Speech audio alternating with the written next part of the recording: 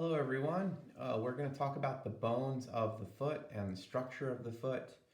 So please go ahead and get this diagram printed out. It's posted on Canvas, and we're going to look at the three views of the foot. And so just so you're oriented, um, the top diagram is going to show us the bones of the foot in lateral view. So I know this doesn't fit on the screen, but we're going to be looking at the outside edge view of the skeletal foot. And so we're looking at the side of the foot with the pinky toe towards us here. And then the bottom view that we're looking at here is the foot seen in aerial view. So if you can imagine the foot turned in this format, where we're looking down on the top of the foot, and we're seeing all the bones, the big toe, the pinky toe. That's going to be oriented just like that. So this is going to be the big toe side and the pinky toe side. Now, this foot is the opposite foot. We're looking at the inside, the medial side, or the big toe side of the foot. So I can't show you that here. It would be the reverse of this. It wouldn't be this. It is this side, but turned in the other direction. So it's almost like if there was a figure standing there with their 2 feet together, and then they lifted this foot out of the way, we would see the medial view of the other foot. So to get started, I'm going to turn the diagram so that we can look at the bones in the aerial view format first. So let me position this in the middle right here. And we are going to just get acquainted with the bones of the foot through this aerial view. It's sort of the best view for us to see all the bones together. And so let's talk about what's going on proportionally in these blocks. We're looking at the overall proportions of the whole foot. All three of these blocks actually have the same proportion to them, and that is that they are 3/8 of a head wide, or if we're looking at this other view, let me scoot this over a small amount. They are also 3/8 of a head tall. So you can see the height of the foot here from the floor to the ankle is 3/8 of a head tall and 3/8 of a head wide when we're looking down upon the foot. The length of the foot, as you can see written here, is 1 1/8 head wide. And scoot that. 1 1/8 head wide. 1 1/8 head long from the heel to the tip of the longest toe, if that's how long the foot is. So it's interesting to know that it is a bit more than the length of the head. It's bigger than a head, the foot. So what we're seeing here are 3 squares or 3 blocks that are 3/8 by 3/8 stacked on to each other. So if I do 3/8 and then 3/8 and 3/8, the total is 9/8, or also expressed as 1 1/8. Now, all through these different diagrams, there are key points, dots along the way that I've measured for different increments. One of the first that we're going to throw in here is this dot. This is 1/4 head back. So if this is 3/8, we could also say this is 2/8 of a head back. And this is obviously on the 3/8 of a head back mark. We're going to swing an arc from there to there on the diagram. And that arc should actually come out a little bit at its longest point right about here and then start to come back. So this is going to be the arch that divides the metatarsals of the foot, those are the long bones of the foot, from the phalanges of the toes, which are the short, small bones that go through the toes. Okay, so another division I want you to look at is that this line, this is halfway through the foot. We're going to swing an arc from here towards this point here. And I'll explain this point in a moment here. So we're going to swing an arc from there towards there. Okay, so what we've just done is within the larger shape of the foot, we've divided off the area where the metatarsals will live. Just stepping back for a minute, let's just deepen in and darken in the outline shape of the plan, the map for the bones of the foot. And so we have a shape here which is going to contain the area of the toes. Now you'll notice this particular point here is important, and that is the length of the pinky toe ending right there. There goes my pencil breaking.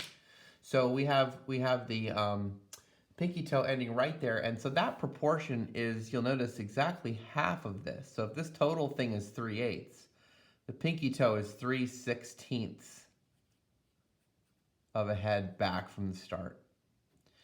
Now, back to this point right here. This is a key landmark in the foot because this point is actually halfway back from here. So once we establish the short side of the foot, meaning once we know where the pinky toe is, if we take the total length all the way back to the heel and divide it in half, we end up with something that becomes a very important punctuation. And to simplify it for the moment, it just means that it's the end of the metatarsals on this side. But it's got another point of significance for us that we'll identify coming up here. So now we've got three major zones of the foot. We have the phalanges of the toes. We have metatarsals. These are the long bones through the foot. And then in here, we're going to see the tarsal bones. These are ankle bones. And of course, we're going to have a one big, giant, fat calcaneus bone. That's your heel bone. And so let's just take a look at the actual skeletal foot here, just to check in with that. So out here, we're going to see phalanges. Here, we're going to see metatarsals, the 5 metatarsals. You can see these smaller bones all clustered together. These are tarsal bones. And then the larger bone in the back is going to be our calcaneus bone, the big ankle bone. Okay, so let's start to populate this drawing with shapes for those bones and see how they're laid out. And the first that we're going to do is just one big calcaneus bone. So remember, we're looking at an aerial view here. We're looking at the calcaneus bone from above. Calcaneus bone is going to occupy this whole region of this last 3/8 of a head. And of course, it's down here on the floor. If we take a look at the diagram next door and imagine the foot flat on the floor, you can see the calcaneus is low. But the next bone here on top of it is called the talus bone. And the talus bone floats on top of it and really becomes the item that ends up articulating with a lot of the tarsal bones that we're about to discover here. So I have a big trapezoidal shaped bone on top of the calcaneus here, and it's going to have a neck. The neck's going to come out. So the talus has an interesting shape here from the top. Now, the talus bone becomes the bone which is squeezed between the two ankle bones of your lower leg. So this talus gets grasped between the tibia and the fibula. So here's the body of the talus and the neck of the talus. Now we're going to come out to this arcing line that we've created. We're going to use the rest of the space here is going to be occupied by what we call, they're more tarsal bones, but we're going to identify the individual ones. We're going to have one big bone here, and this bone comes right off of the talus, and it has a bony protuberance which flares over towards the inside or medial edge of the foot. Remember that this is the big toe side, so the inside edge of your foot is where you should be able to, if you want to palpate it yourself, you'll find a bony bump on the medial side of the foot just forward of where the ankles are. So this is called the navicular bone. And it is just one long ring-shaped bone that articulates right off the end of the talus. Let's keep this straight by putting C for calcaneus. I'm going to put tal for talus. I'm going to put tal for talus again, same bone. I'm going to put nav for navicular. but the navicular bone is long, ring-shaped bone. Now, articulating off of the navicular bone are three smaller bones, and these become individuated for the first three toes. So these are the three cuneiform bones. First, second, third cuneiform bones, and these articulate with the long tarsal bones, metatarsal bones traveling through the foot. And the numbers of them correspond to the same numbers of toes. So cuneiform number 1 is going to eventually take us through a track which leads us to the first toe. So these are our tarsal bones here: talus, navicular, and cuneiform 1, 2, and 3. Meanwhile, also a tarsal bone, articulating with the calcaneus, is a big blocky bone that hangs out over here on the side of the foot and also terminates at this unified arcing edge where all the bones come to an end there. And this is called the cuboid, CU, the cuboid bone. It's like a cube. It's a big blocky bone. And it's going to be the articular surface for the toes 4 and 5.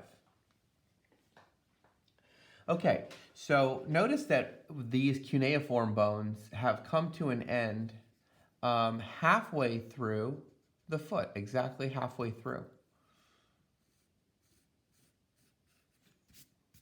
Okay, the first cuneiform bone articulates with the base of the first metatarsal at the halfway point.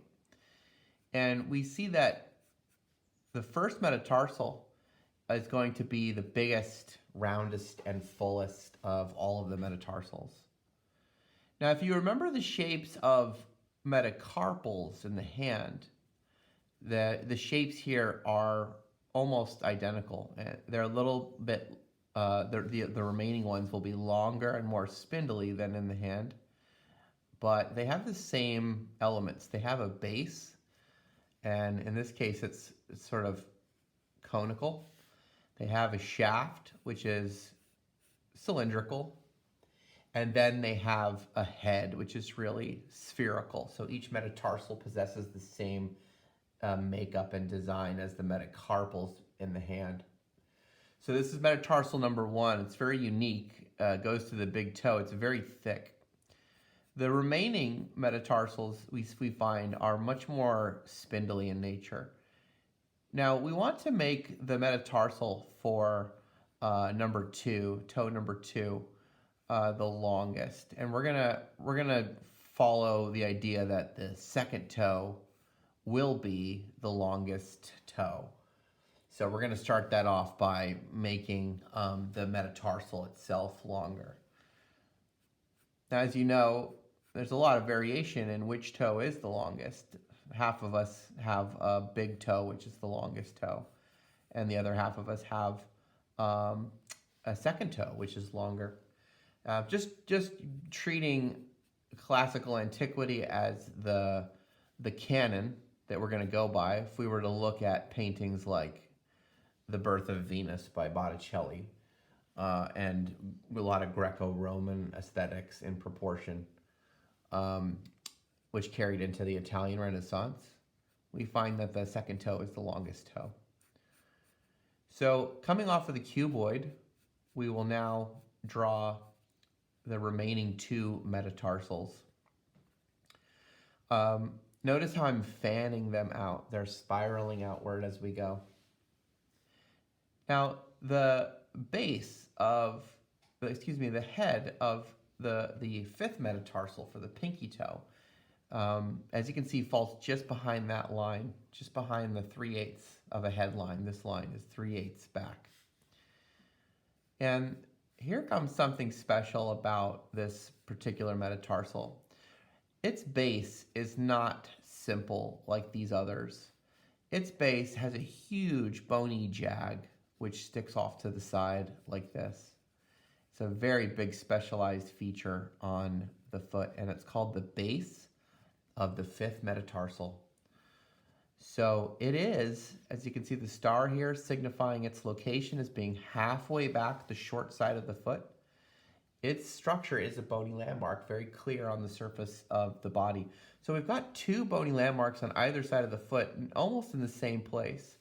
A little bit further back should be the navicular, the navicular tuberosity is the bony landmark here. And a little farther forward is the base of the fifth metatarsal, but almost at the same level. Take a moment and identify them on your foot now.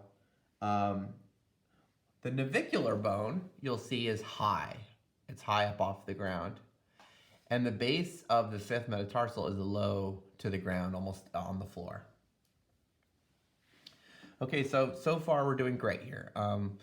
We just have to look at the layout of the toes themselves. Now you'll notice the shape containing the phalanges of the toes is going to set us in the right direction here. Starting here at the base of, the head of the first metatarsal, we're going to see that the phalanges through the big toe are going to curve. I'm going to end them here. They're going to curve this way. So let's draw an arrow like that. They're not going to come to the full length, maybe a little longer. Not to the full length of the foot. Let's let the second toe do that. And now I want to turn these so that they're aiming this way. Right? So far, big toe, second toe, and let's just give it away here. Third and fourth toe. Everybody's going to be traveling in this direction. So the first, second, third toes all have a slight angle which travel laterally. The pinky toe alone will exhibit an angle which travels medially. So it's different than the other toes. It's a unique quality in that it is angled back towards the others. All the other toes, first, second, third, fourth, they all head this way. The pinky toe contradicts the angle. Now, just like in the fingers, the phalanges, each toe is made up of 3 separate phalanges, and they get subsequently shorter. They get proportionally shorter as they go distally. So we have a proximal phalanx of the toe, an intermediate phalanx of the toe, and a distal phalanx of the toe. So each toe is going to have the same design as the fingers: proximal, intermediate, distal. And just like the thumb, which exhibits only two phalanges, we're going to see the big toe. It has much larger, thicker, chunkier phalanges, but it only has a proximal and a distal.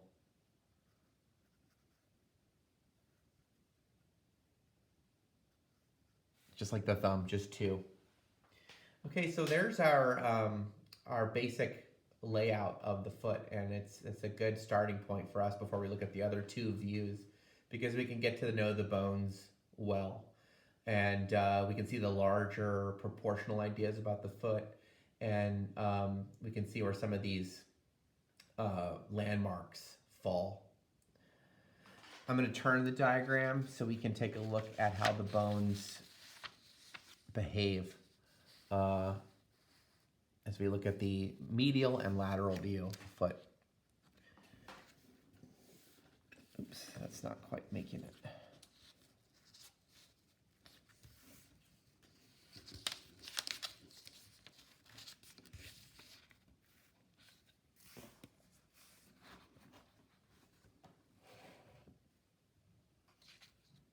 Okay, now I know what I can do.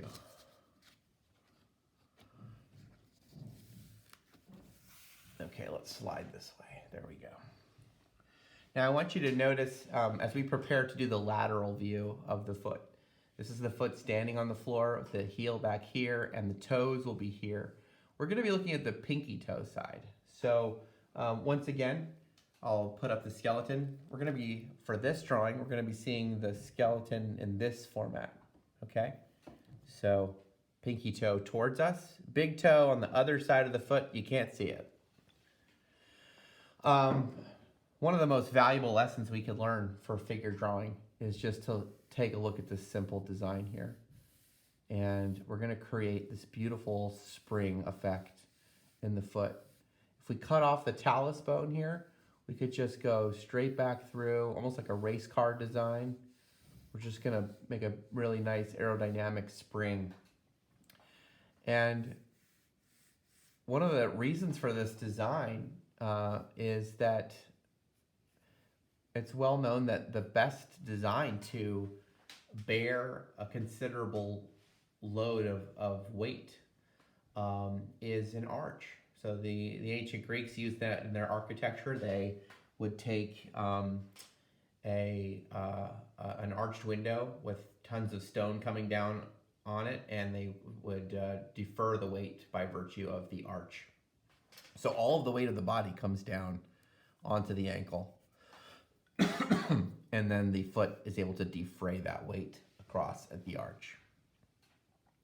Further still, we're going to see that that the designs of the toes themselves exhibit a second arch as well. So this is just the bones through the foot of the tarsals and the metatarsals, and then we're going to have this spring effect in the bones of the phalanges of the toes.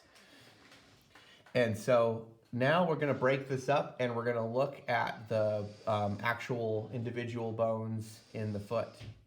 So just like we did here on this lower drawing, we're going to start with the calcaneus bone and the talus bone together as a team. Now, hopefully your diagram that you've printed out from Canvas shows a little bit of a ghosted in shape for the talus bone, and you can see how it coincides with the proportional block. So I have the neck of the talus. Let's put a T for talus. This is the body of the talus. And the body of the talus actually exhibits, in the side view, we can see an articular surface like a circular wheel, which is meant for the lateral malleolus of the fibula to grasp a hold of the talus there. And then behind it, fitting together, puzzling together with the talus, is our calcaneus bone. And so the calcaneus has a little bit of a step to it, and then it comes up to this line. Sort of the two bones have an S-curve rhythm where they fit together like this.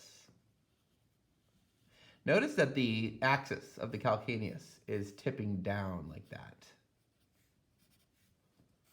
And it rests upon the floor. In actuality, when we flesh out the foot, there'd be a really substantial fat pad here to keep the bone of the calcaneus off of the hard floor. Let's go to the halfway point of the foot. This dotted line is the halfway point, and we're going to cut an arc down and back.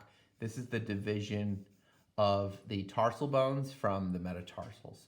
So in this view, it's fairly simple. The first thing we see is a big cuboid bone which comes off of the calcaneus.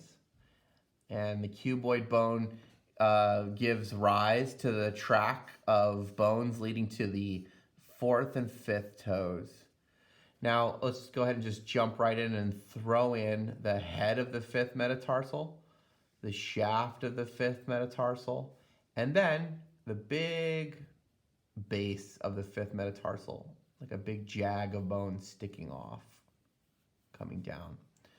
So the cuboid is the articular structure for both fourth and fifth toes. So here's 5, here's 4, here's the cuboid. And let's look at the head of the fourth. Now, in fact, as we plan out the heads of the next 2 toes, we want to follow this idea that what's happening is we're actually going up into the air.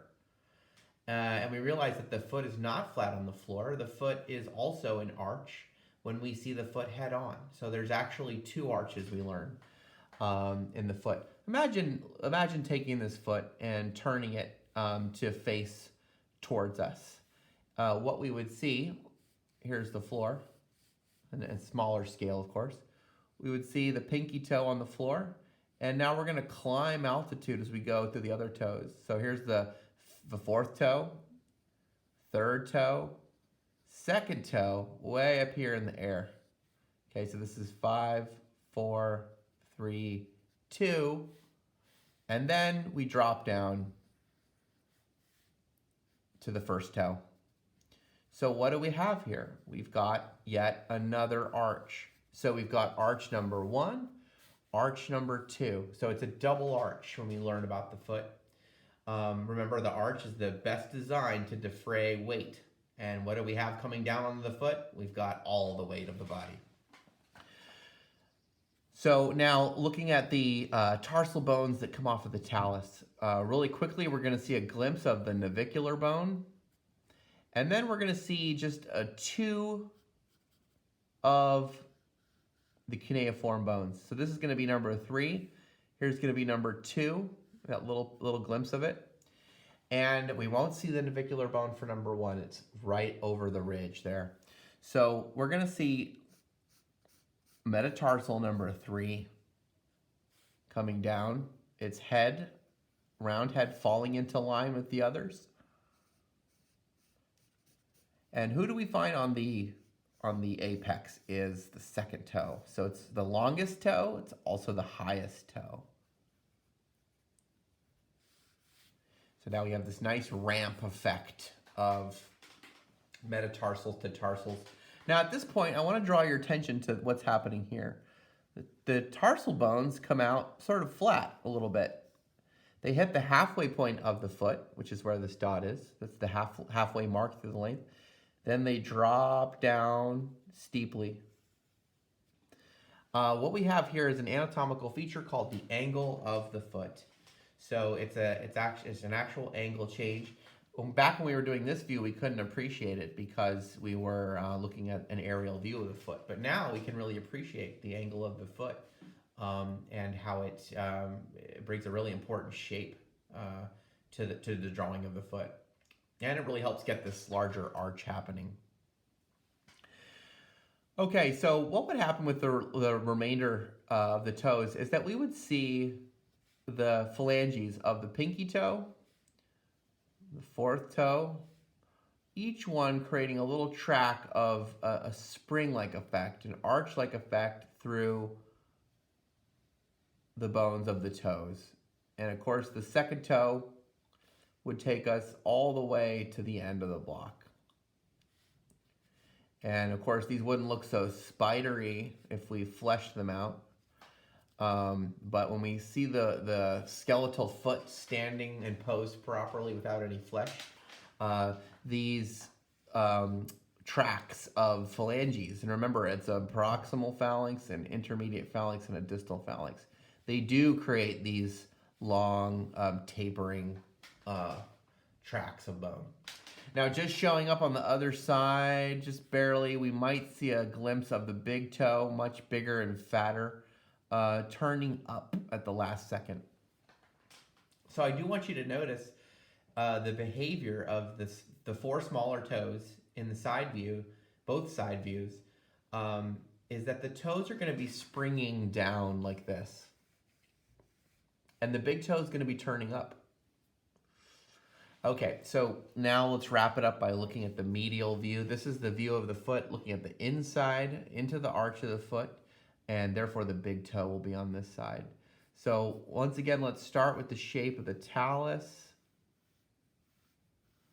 and the calcaneus. Notice how the calcaneus and the talus have this nice S-curve flow as they connect and puzzle together. Calcaneus aims down and back. So now looking into the arch of the foot, if you can imagine, we're looking into the arch of the foot and the big toe is towards us here. We will see the navicular bone first, and the navicular bone has its bony landmark jumping out, bulging out there. Coming off of the navicular bone, we will see the cuneiform bones, and we're going to see cuneiform bone for number 2 on the crest, and number 1 for the big toe. And that's going to take us right up to the halfway mark. Now we go into the first metatarsal, and it has a big conical base. It's going to drop all the way out to this mark. We want to take this big fat bone, and it's going to end at this point. Remember, this is 1/4 of a head back. The head of the metatarsal for the first toe, for the big toe, is very large and thick. Now on the actual outline and profile, we should see the second metatarsal for the second toe. It should be appearing a little bit longer and higher off the ground than our first toe. In fact, let's give that a little bit more height, as it is the highest point of the foot. We're going to elevate that more. That's better. So the second toe would be taking us all the way to the end of the block. Okay, nice big arch, almost like an S-curve rhythm. If we flesh that out, we lose a sense of that, but just in the bones themselves, we get that beautiful S-curve. Here's where we see the big toe does its own thing. First it curves up, but then first it curves down, and then it curves up.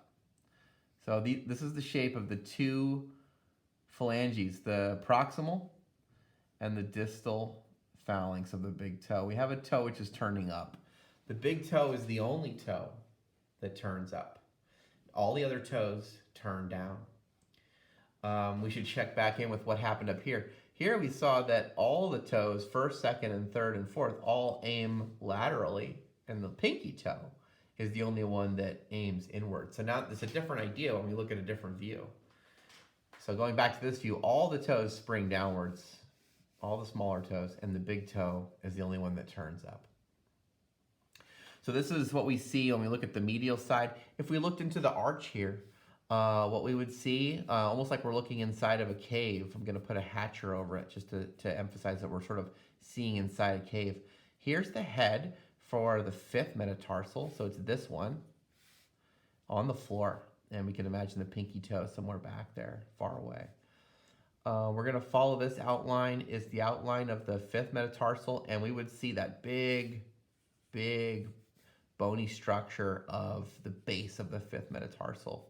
But it would be in the distance now. It's on the other side of the foot. And this would be the cuboid bone. And of course, again, that's far away. What's close to us in this view is the navicular tuberosity and the cuneiform bones and the metatarsal, first metatarsal. So there you have your introduction to the bones of the foot and their behaviors and their shapes. And in the next lecture, we're going to look at some of the kind of the do's and don'ts and the strategic ideas about drawing the foot. Thanks very much.